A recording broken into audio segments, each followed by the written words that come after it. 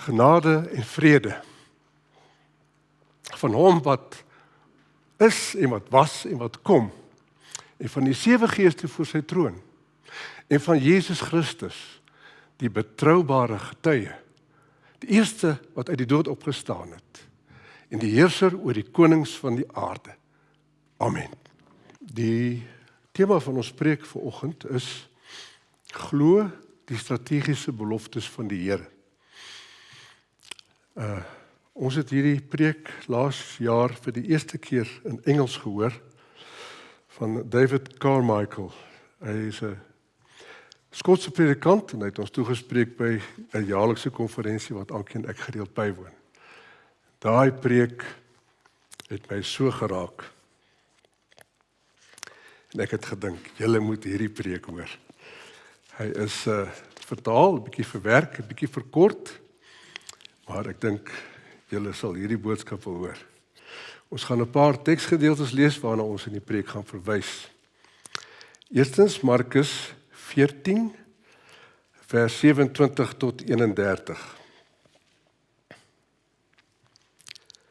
Toe sê Jesus vir hulle: "Julle sal almal afvallig raak. Want daar staan geskryf: Ek sal die herder neervel en die skape sal uitmekaar gejaag word. Maar nadat ek opgewek is, sal ek voor julle uitgaan na Galilea." Petrus sê daarop vir hom: "Selfs al sal almal struikel, ek sal nie." Jesus antwoord hom: "Amen. Ek sê vir jou, jy sal vannag nog, voor die haan 2 maal kraai, my 3 maal verloon." Maar Petrus het uitdruklik gesê: "Selfs al moet ek saam met u sterf, ek sal u beslis nie verloon nie." Almal het dieselfde gesê. En dan lees ons verder, Markus 14, vers 66 tot 72. Die verloning deur Petrus. Terwyl Petrus onder in die binnehof was, kom een van die diensmeisies van die hoëpriester, en toe sy vir Petrus sien, besig om homself warm te maak, kyk sy na hom en sê: "Ook jy was saam met Jesus die Nasareëner." Hy het dit ontken deur te sê: "Ek weet nie waarvan jy praat nie. Ek verstaan ook nie wat jy sê nie."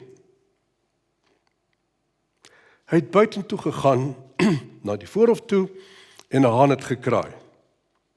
Toe die meisie hom sien, het sy vir die mense wat daar naby gestaan het weer begin sê: hierdie man is een van hulle." En weer het hy dit ontken. Na 'n kort rukkie het die mense wat daar naby gestaan het weer vir Petrus gesê: "Souwaar, jy is een van hulle, want jy is ook 'n Galileër." Hy begin toe vloek en sweer: "Ek ken nie hierdie man van wie julle praat nie." En onmiddellik het 'n haan 'n tweede keer gekraai. Toe het Petrus onthou wat Jesus vir hom gesê het: "Voordat 'n haan 2 maal kraai, sal jy my 3 keer verloon." En hy het bitterlik gehuil. Dan lees ons oor die opwekking van Jesus in hoofstuk 16, vers 1 tot 9, en ons teksgedeelte kom hier uit. Toe die Sabbat verby was, het Maria Magdalena, Maria, die moeder van Jakobus, en Salome geurende speserye gekoop, sodat hulle hom, dis ons Here Jesus, kon salf. Baie vroeg op die eerste dag van die week, kom hulle by die graf, net nadat die son opgekom het. Hulle sê dit vir mekaar: "Wie sal van ons die klip van die ingang van die graf af wegrol?" Maar toe hulle opkyk, sien hulle dat die klip reeds weggerol was. Dit was 'n baie groot klip. Toe hulle die graf binne gaan, het hulle 'n jong man met 'n lang wit stola om aan die regterkant sien sit. En hulle was ontsteld. Maar hy sê vir hulle: "Moenie ontsteld wees nie. Julle soek Jesus van Nasaret, wat gekruisig is. Hy is opgewek. Hy is nie hier nie. Kyk, hier is die plek waar hulle hom neergelê het. Maar gaan sê vir sy disippels en vir Petrus, hy gaan voor julle uit na Galilea. Daar sal julle hom sien, soos hy vir julle gesê het. Hulle het uitgegaan en van die graf af weggehardloop, want bewing en verbuistering het hulle beetgepak. En hulle het vir niemand iets gesê nie, want hulle was bang. En dan nog Johannes 21 vers 1, toe julle, hier het gesê, julle gaan my almal verlaat, maar ek gaan julle weer in Galilea sien, na ek opgewek is. En die engel sê nou dieselfde vir die vroue. Gaan sê vir sy disippels, hy gaan vir julle uit na Galilea, soos hy vir julle gesê het. En dan sien ons dan in Johannes,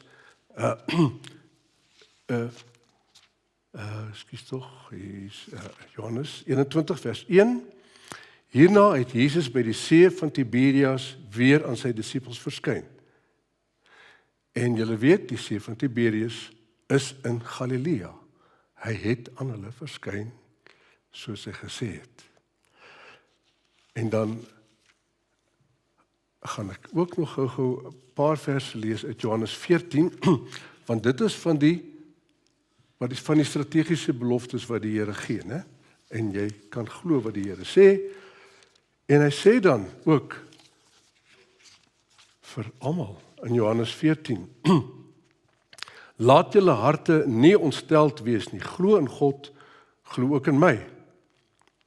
In die huis van my Vader is daar baie woonplek. As dit nie so was nie, sou ek dit vir julle gesê het. Ek gaan om vir julle plek voor te berei. En as ek gegaan en vir julle plek voorberei het, kom ek weer en sal julle na my toe neem, sodat julle ook kan wees waar ek is. Sover ons skriflesing. Ons eerste gedagte wat die engel vir die vroue sê, moenie ontsteld wees nie. Die engel sê vir die vroue op 'n teervolle manier, moenie ontsteld wees nie. Mens kan dink watter impak die teenwoordigheid van hierdie man op die vrouens gehad het. Hulle kom by die graf met die verwagting om Jesus se liggaam te versorg. En dan vind hulle nie alleen dat die klip voor die graf weggerol is nie, maar dat Jesus se liggaam nie meer daar is nie. En dan nog hierdie vreemde persoon. Daar staan dat die vrou ontsteld was. Hulle was waarskynlik vol vrees en paniek bevange deur die bonatuurlike teenwoordigheid van hierdie engelboodskapper van God. En hierdie boodskapper het op die mees begripvolle manier vir hulle gesê, moenie ontsteld wees nie. Moenie ontsteld wees nie. Hy was deur die Here gestuur om vir hulle 'n woord te spreek wat vir hulle tot seën sou wees. Hy sou by hulle geen twyfel laat dat hulle 'n glorieryke bestemming gehad het nie. Hulle sou 'n strategiese belofte na die disippels neem. En so die engel hulle bemoedig en inspireer met sy woorde. Hy het gesê, gaan sê vir sy disippels en vir Petrus, hy gaan voor julle uit na Galilea. Hierdie vroue sou dus met groot nuus vertrou word. Maar nie net hulle nie, want hulle sou die boodskap na die disippels neem, wat hulle met nuwe energie sou vul, en hulle sou die boodskap na die wêreld neem. Jesus Christus is nie hier nie, hy het opgestaan. Daarom, in die boodskap, die Engelse boodskap aan die vroue, moet ons daarop let, dat het vol belofte was. Die vroue bediening was een wat meer sou behels om net te sê, daar was 'n engel en die graf is leeg en hulle sou van die opstanding van Jesus vertel. Maar, onthou die opdrag, né? Deur die vroue sou die Engelse woorde uitreik na die einste disippels wat God se seun in die steek gelaat het. Die een wie hulle Here was. Onthou julle hoe God oor sy seun gesê het?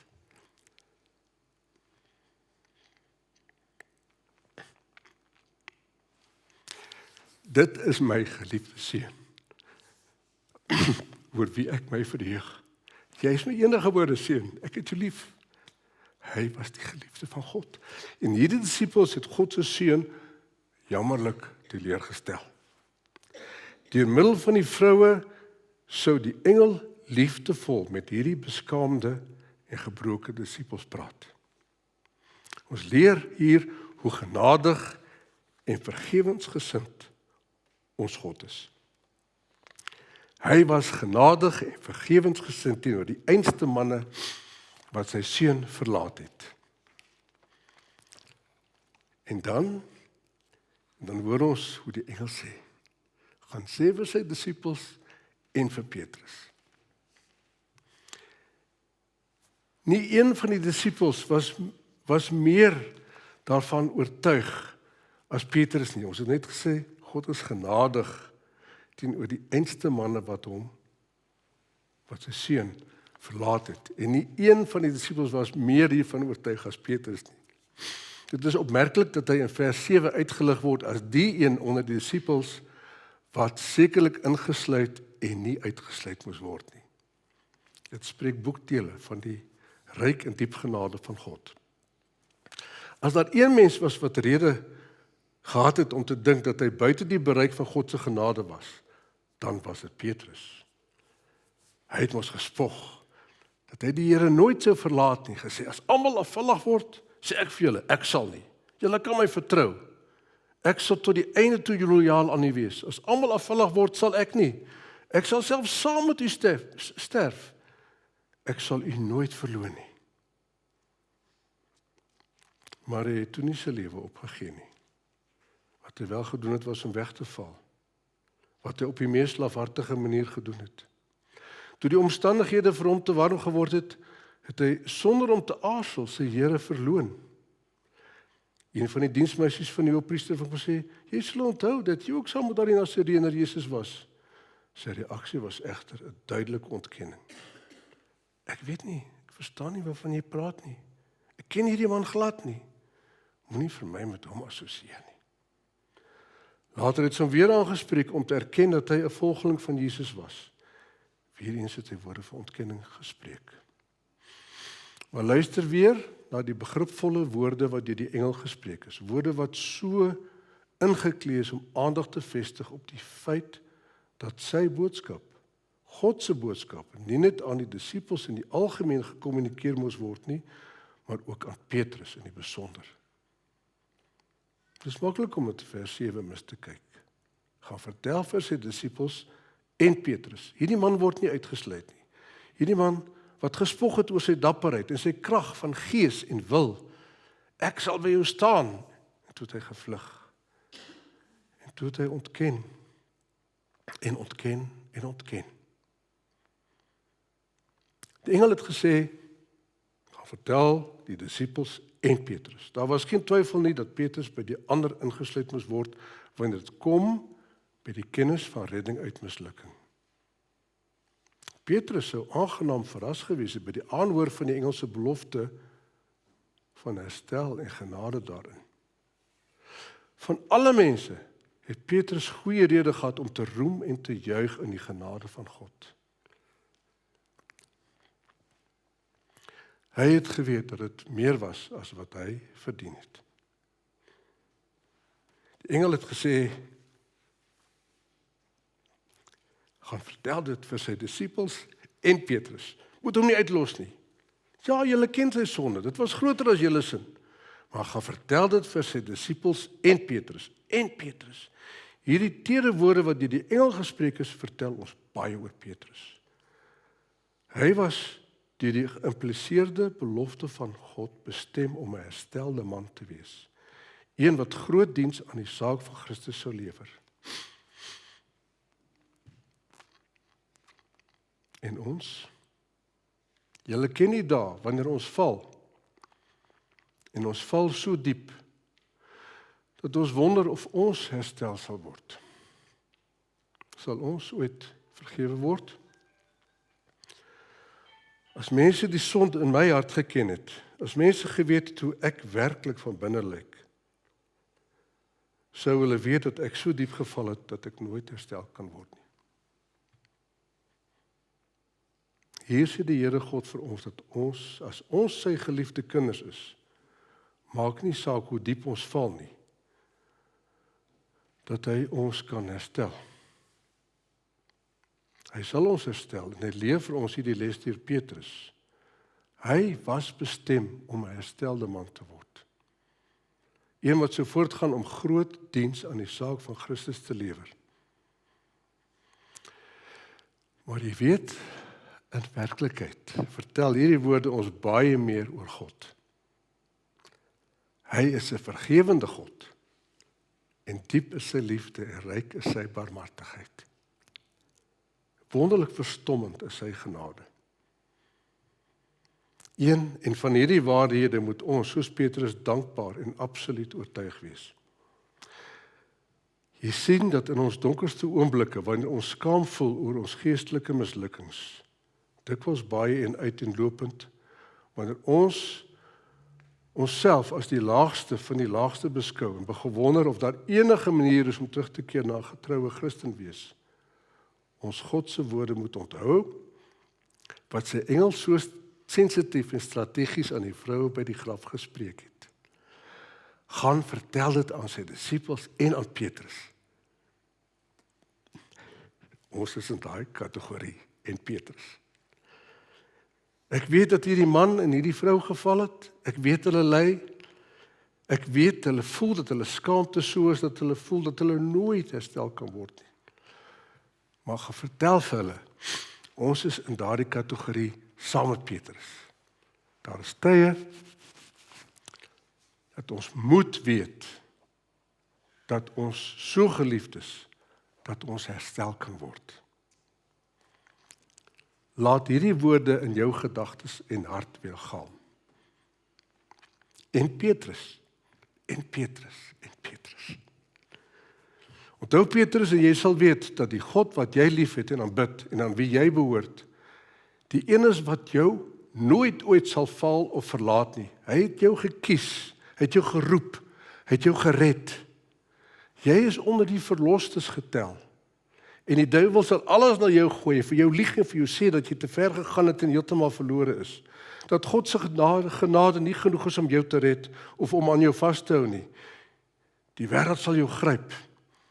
Ons moet onthou dat ons met 'n ewige liefde liefgehê word. En dat wanneer ons val, is God nie verras nie. Wanneer ons depressief, hartseer en bedroef is, wanneer ons voel dat ons nooit weer ons normale self sal wees nie, onthou, en Petrus, gaan vertel die disippels en Petrus, die liefde van God is ewig. Kyk na hom in jou behoeftes, doen dit met geloof, vertroue en hoop. Hy sal nie van jou af wegdraai nie. Inteendeel, dit sal sy manier wees. God beloof aan jou om jou lief te hê, jou te vergewe en jou aan te raak soos hy Petrus met herstellende genade aangeraak het. Daarom verdiep ons onsself in die woord van God, om hierdie episodes van genade te sien, om hierdie beloftes te hoor wat van God kom. Jy is my geliefde. Ek sal jou nie in die steek laat nie. Ek sal nie wegdraai nie.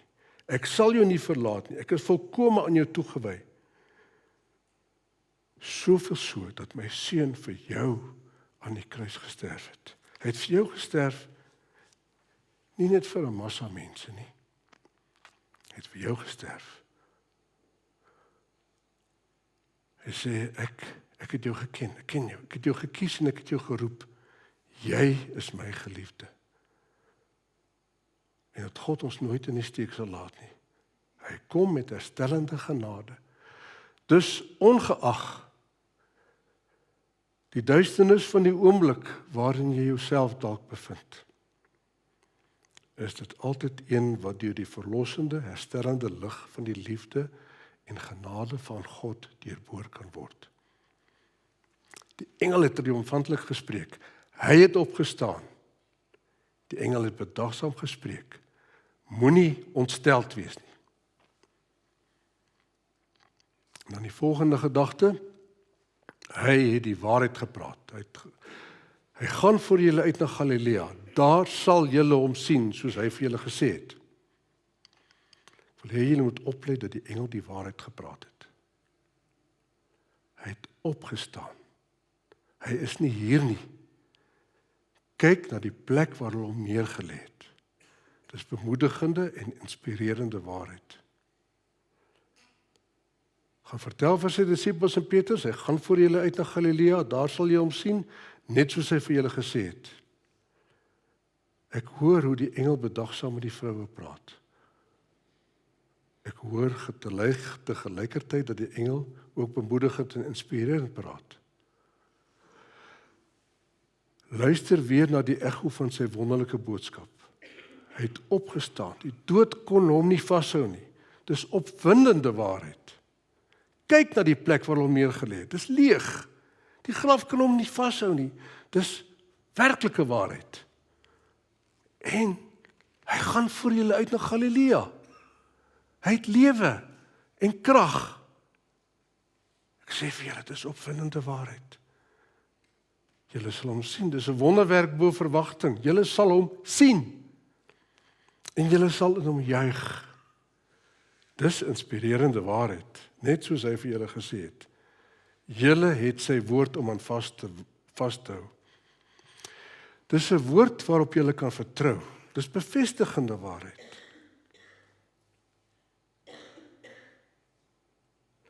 God se woord kan altyd vertrou word. Dit lieg nie, dit mislei nie, dit hoef nie opgedateer of aangepas te word nie. Die profesieë daarvan sal altyd vervul word en sy beloftes word altyd gehou. God se woord lieg nie, dit mislei nie. Die profesieë sal altyd vervul word en sy beloftes word altyd gehou. Hoe nederig moes die disippels gevoel het om te sien dat God na hulle uitreik op 'n vergewende, liefdevolle en herstellende wyse. Want dit moet julle ook raak sien, né? Dis waar, hy het gesê hy gaan opstaan, hy het opgestaan. Hy gaan vooruit. Maar deel van daai waarheid is dat ons 'n God het wat vir ons omgee. Hoe werklik verstommend is die genade van God teenoor sy eie geliefde dienaars. Hulle het hom in die steek gelaat, maar hy sou hulle nie in die steek laat nie. Hy wou hê dat hulle aan die ontvangkant van die grootste waarheid moet wees wat hulle nog ooit gehoor het. Hy het opgestaan. Hy het die graf verlaat nadat hy die dood oorwin het. Hy gaan voor julle uit na Galilea, daar sal jy hom weer sien. Dis alles net soos hy vir julle gesê het. Die disippels het die Here in die steek gelaat, maar watter seën het hy vir hulle gedagte gehad? Ja, hulle gedagtes was verstom deur die skok van die kruis en die dood wat dit op Jesus geplaas het. Ja, hulle harte was swaar van droefheid met die bewustheid van hulle verlies. Hulle skouers was gebo, soos hulle die las van hulle skaamte geken het. Hulle het geweet dat hulle lafhartig opgetree het. Maar alles was nie verlore nie. Hulle sou hulle Here weer sien. Die graf het hom nie vasgehou nie. Geen mag kon hom in die duisternis van die dood vashou nie. Die disippels sou hom weer sien. So dink weer aan die woorde van die engel en die ryk en waaragtige belofte wat hy vir die disippels gehad het. Kom ons dink vir 'n oomblik aan daardie belofte. Dit was 'n verstommende belofte. Engel het gesê, hy gaan voor julle uit na Galilea. Glo dit, hy leef. Hy is die opgestane een. Hy is daarom sonder twyfel die seun van God. Niemand mag aan hierdie waarheid twyfel nie. Dis glorieryk en majestueus.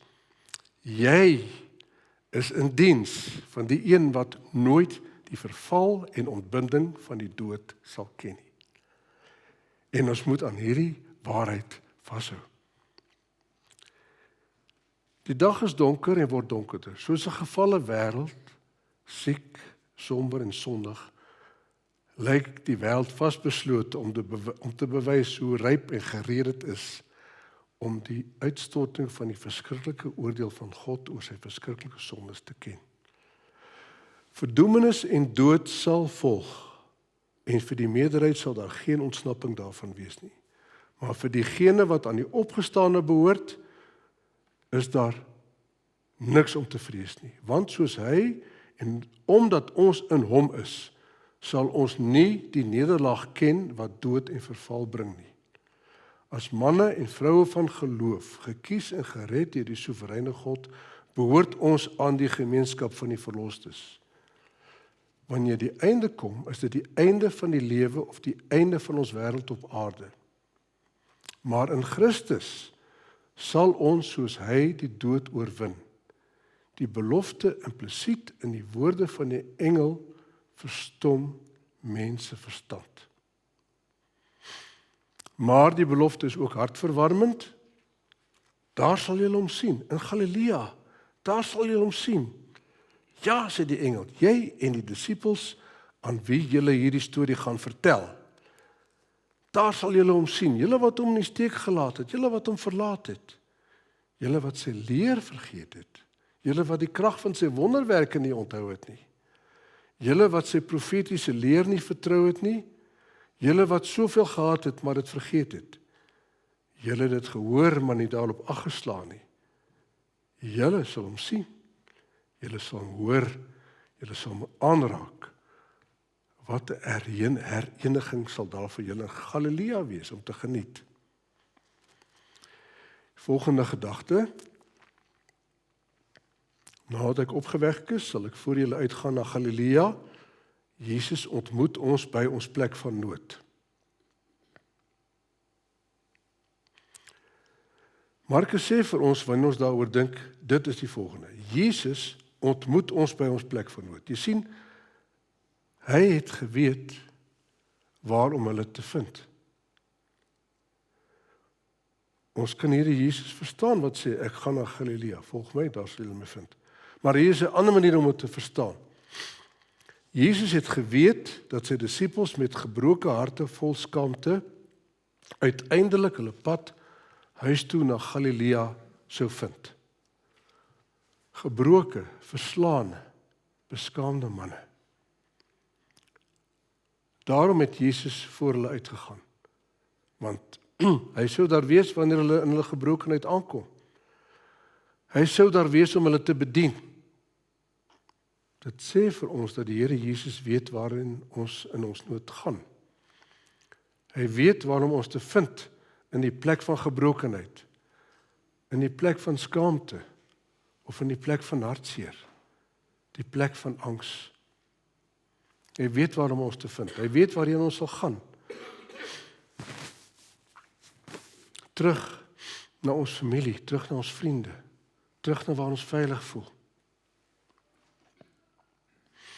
En Jesus het dit geweet. Ek sal voor julle uitgaan na Galilea toe. Hy sal daar vir hulle wag. Daar sal jy hom sien. Dis 'n hartverblydende belofte. Maar let ook op die belofte dat dit profesie is, wat die woorde, net soos hy vir julle gesê het, in vers 28 vervul. Weet dat julle sin die Here is wat sy beloftes hou. Vir hom het die woord onmoontlik geen betekenis nie. En die bewys hiervan, hy het die graf verlaat. Hy gaan voor julle uit na Galilea en julle sal hom daar sien. Ek sê vir jou die waarheid, het die engel gesê. Jy sal hom sien, net soos hy beloof het. Profesie sal vervul word. Na die duisternis van die kruis, na die wanhoop van die graf, was hier 'n donkerte, deurdringende boodskap. Een vol met 'n strategiese belofte vir God se mense. Een wat lig, opwinding en blydskap bring. 'n Opwindende boodskap as daar ooit een was. 'n Wonderlike boodskap, goed en waar. 'n Gepaste einde aan ons wonderlike evangelie vol glorieryke waarheid. Oor Jesus Christus, die Seun van God, ons Here en Verlosser. 'n Evangelie wat ontwerp is om harte en siele vir Jesus te wen. Hy het opgestaan. Hy is nie hier nie. Kyk na die plek waar hom neergelê het. Maar hy gaan sê vir sy disippels en vir Petrus dat hy voor julle uitgaan na Galilea, daar sal jy hom sien, net soos hy vir julle gesê het.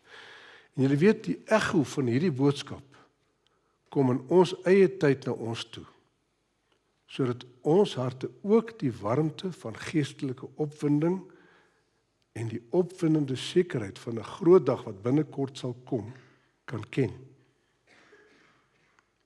Soos die disippels ken ons ook die verleentheid en hartseer wat ons sonde ons soms laat voel. Tog het ons het ook groot foute gemaak. Ons faal ons Here. Tog laat hy ons nie verbygaan nie. Ons faal hom, maar hy sal ons nie faal nie. Geen mag kan ons uit sy hande ruk nie. Ons is syne vir alle tye. In hom is ons bestem om die werklikheid en seëninge van die ewige lewe te ken. Soos die disippels sal ons sondes en mislukkings vergewe word.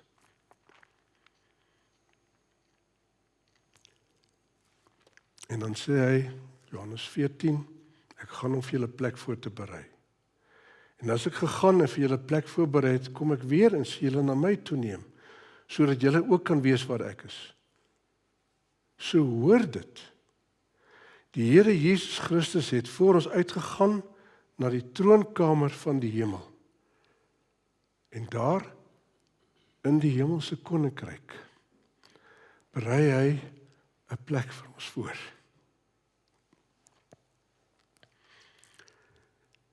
Jesus sê, hy gaan vir ons uit om ons plek voor te berei. En dan sal ek terugkom vir julle, sodat julle kan weet waar ek is. Hy sê vir my dat my naam eers uit die hemel geroep sal word, wanneer my plek gereed is. Ek sal nie 'n minuut te laat of 'n minuut te vroeg sterf nie. Ek sal sterf wanneer my plek gereed is. En die Here roep my naam en ek sal huis toe gaan om by hom te wees. Hy maak gereed vir die dag wanneer hy ons sal roep om by hom te wees. En wat dag sal dit wees? Daarom neem ons afskeid van medegelowiges wie se naam geroep is.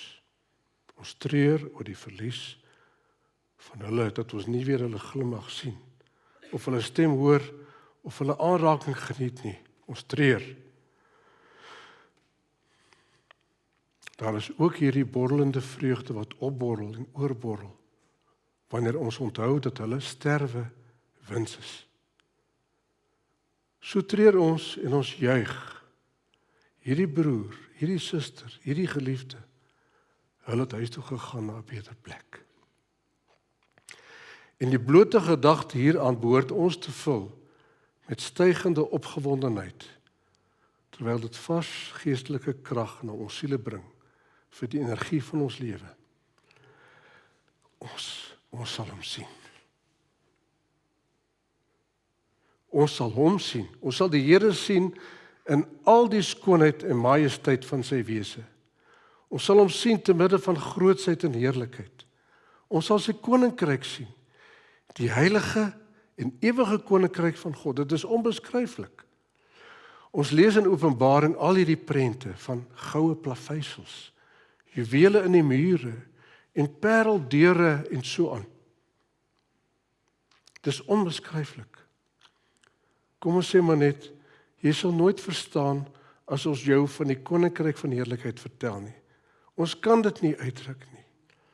Ons kan dit nie in detail beskryf nie. Ons het dit nog nooit gesien nie. Maar ons voel dit is bo enigiets en alles wat ons ooit ervaar het. En ons sal God, die Almagtige se troon sien. En ons sal daar wees. En dit sal seën sonder einde wees. Ons sal by hom wees om nooit weer van hom geskei te word nie. Die Here het al die magte van bose en goddeloosheid verslaan. Hy het alles verwyder. En daar sal ons by hom staan. Wetende dat alles wat teen hom beweeg verslaan is. Alles wat in die wêreld teen ons gekom het, kan nie meer na ons toe kom nie, want ons is veilig. Ons is gered. Ons naam is geroep, ons is tuis. Ons is tuis. Ons weet ons is tuis. Dit hoef nie aan ons verduidelik te word nie. Skielik is ons daar. En ons is in die ewige koninkryk, in die teenwoordigheid van die Vader en die Seun en die Gees. En ons sin is die Seun, Seun sonder einde. En ons is gereed. Dis waarvoor ons leef. Laat ons nie meer gesleer word deur net na die wêreld te kyk en die duisternis en die demone en die ondergang nie, en ons raak depressief nie. Nee, ons ken die werklikheid van die wêreld waarin ons leef. Maar ons is op 'n reis. 'n Reis vorentoe en opwaarts. En ons moet ons oë hemelvaarts hou om te onthou waarheen ons op pad is. Ons moet 'n glimps van iets wonderliks kry. Ons begin 'n glimps van iets wonderliks kry. Aan die einde van die lewe, in die verlede, lank voor medisyne wat jou kon onderwerp, soos die dood nader gekom het, was daar gelowiges. Ware gelowiges. Sterk Bybelgelowige mense wat so sê, ek kan 'n engel in my kamer sien. Hy kom haal my om my huis toe te neem. Vandag hoor mense dit minder, omdat medisyne mense onderwerp. Hulle word in 'n koma gehou. Maar dit gebeur nie met almal nie. In ons gemeente was daar 'n broer, Nick Lotter. Dominee Stefan en ek het hom aan die einde van sy lewe in die hospitaal besoek. Hy het ons vertel dat hy 'n persoon gesien het wat gelyk het of hy hom kom haal en toe weer weggegaan het. Dit is toe wat ons vinnig vir Nick kon sien. Hy is kort na ons besoek oorlede. Ek glo dat mense steeds engele sien, soos God sy boodskappers stuur om sy mense na homself te versamel. Maar mense beroof ons van hulle getuienis. Medisyne beroof ons van hulle getuienis. Nou Engels sou sê, moenie bekommerd wees nie. Ek is hier om jou huis toe te neem. Daar is niks om te vrees nie. Ons sal die Here sien en ons sal by hom wees. Om nooit ooit weer van hom geskei te word nie. Hy het die kruis en sy dood oorwin. Hy het die graf en die benoudheid oorwin. Hy het die wêreld en sy duisternis oorwin. En in opstandingstriomf het hy die hemelse Jordaan oorgesteek om die hemelse Jerusalem binne te gaan, om daar sy plek op die troon van die heilige stad in te neem. Hy het voor ons uitgegaan en daar sal ons hom sien in die oomblik wat ons by die huis aankom. Die liedskrywer sing, ons twyfel nie meer aan u nie, glorieryke prins van die lewe. Aan u behoort die heerlikheid, opgestane, oorwinnende seun. Ek het julle vertel van, dis David Carmichael, uit Skotland wat hierdie boodskap aan ons oorgedra het. En toe vertel hy hierdie persoonlike insident, en ek moet nou nie bewoor raak nie. Hy vertel, dit was nou die tweede keer wat hy in ons land was, die vorige keer, toe kom hy nou terug uit Suid-Afrika, vir die mense oor see is die Suid-Afrika baie ver. So hy kom by die huis, hy vertel hierdie ding, hy kom by die huis, daai eerste keer, by die lughawe van Glasgow in Skotland. Hy het by die lughawe aangekom, sy vrou was daar, sy dogter was daar, en sy eerste kleindogter was daar. Hy het in die aankomsaal aangekom, en hy kon hulle in die verte sien. Hy het begin glimlag. Hy kon voel hoe sy hart warm word. Hy was by die huis. Hy was by die huis. Hy was so bly. En toe sien hy Hannah, wat haastig is om na haar oupa te kom om 'n drukkie te gee. Nou was hy tussen die aankomelinge. 'n emosionele skotte wat net gehuil het. Hy het tuis gekom. Wat 'n ontvangs om deur 'n kleintjie vasgedruk te word. Oupa, ek is lief vir jou, ek het jou gemis. Wanneer ek by die huis kom, in heerlikheid, is dit dieselfde ding. Ek sal na die verlosser hardloop, ek sal weet, ek is tuis. Amen. Kom ons sê dankie vir die Here. Ons almagtige Vader in die hemel, ons dankie vir die woord. U beloftes wat vas staan. Die belofte dat u vir ons vergewe wanneer ons sondes bely. Dat ons veilig is by u, al val ons. Dat u altyd weer u hand na ons uitreik. Dankie vir die woord, dat dit die waarheid is, waarop ons kan vertrou. Dankie vir die liefde. Amen. Mag die genade van ons Here Jesus Christus, die liefde van God die Vader en die gemeenskap met ons elkeen wees. Amen.